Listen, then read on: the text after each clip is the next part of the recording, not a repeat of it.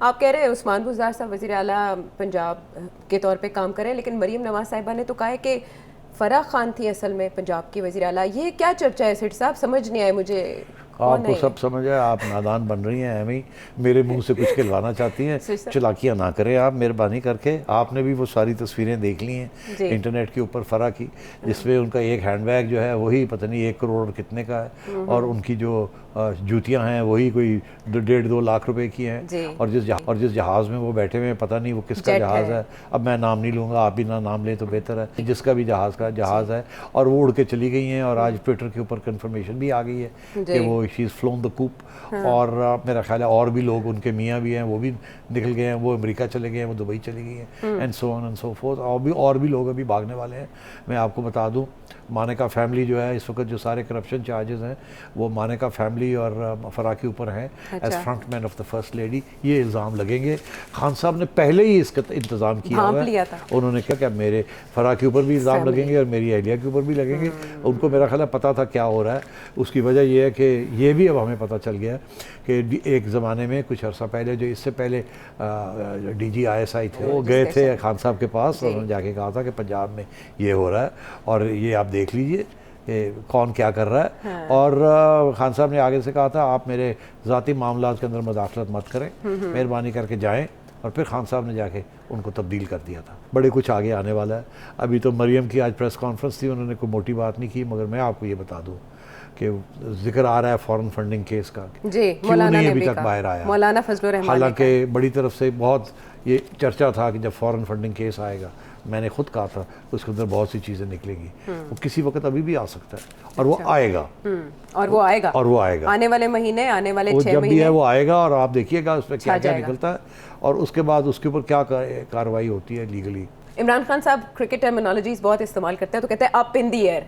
Up in the air सिर्फ federal नहीं बल्कि पंजाब असेंबली का मामला भी अटका हुआ है, और 6 अप्रैल यानी कल होनी थी वोटिंग वज़ीर आला के लिए, तो अब वो 16 तक चली गई है। अभी बीच में खबर आई कि शायद कल इजलास हो जाए, वो नहीं हुआ। सुप्रीम कोर्ट ने आज पूछा एडवोकेट जनरल पंजाब से कि कल वोटिंग होगी, उन्होंने कहा जी आइन के मुताबिक होगी।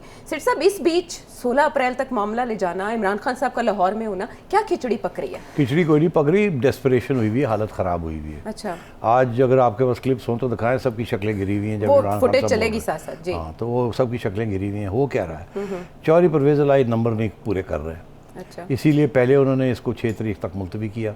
पहले तो उनकी ये कोशिश थी कि थोड़ा वक्त लग जाए, मुझे अभी बुलाने ना पड़े, नंबर मुझे मिल जाए, मगर खान साहब की तरफ से भी यही था कि थोड़ा वक्त लगा दें। गवर्नर साहब ने जल्दी कर दिया, उन्होंने कहा जी चलो करो जी, इसीलिए उनकी छुट्टी हो गई। अब ये सूरत हाल ये है कि चौधरी परवेज़ इलाही के पास नंबर्स नहीं हैं। नंबर्स हमजा शहबाज शरीफ के पास आ गए हैं, यहाँ तक कि 40 से ज़्यादा लोग PTI के जाने के लिए तैयार हैं। वो आज जो इस इजलास हुआ पंजाब का जी, तो अब हुआ क्या है, हुआ ये है कि खान साहब आज आए थे और उन्होंने इजलास करने की कोशिश की। उसमें जब इजलास बुलाया तो वहाँ बहरहाल 40 से ज़्यादा लोग जी, PTI के आए, जो है वो नहीं आए, वो नहीं, 54 गैर हाजिर है, वो गैर हाजिर थे। तो जाहिर है वो तो पसूड़ी हो गई होगी ना, तो हवाइयाँ उड़ गई होंगी, काम पे टांगनी शुरू हो गई होंगी कि अब क्या किया जाए। तो यही किया जाए कि यार इन्हों लंबा ही करो, आगे लंबा करो। ये आपने 3 तारीख से 6 किया था या 4 से 6 किया था, दैट्स नॉट गुड इनफ। अबे बहुत टाइम चाहिए खरीदो फरोख्त करने के लिए, इसको लंबा कर दें। तकरीबन 10 दिन बीच में इसमें मैनेज कर लेंगे। अच्छा नहीं, अब उससे कुछ हो जाएगा। अच्छा आइए आप। अच्छा नहीं, अच्छा तो इसीलिए उसको लंबा किया है ना, अच्छा। कि ये ना हो कि एक दफ़ा फिर करना पड़ जाए। अब दूसरी बात इसमें ये है, और ये बड़ी अहम है, कि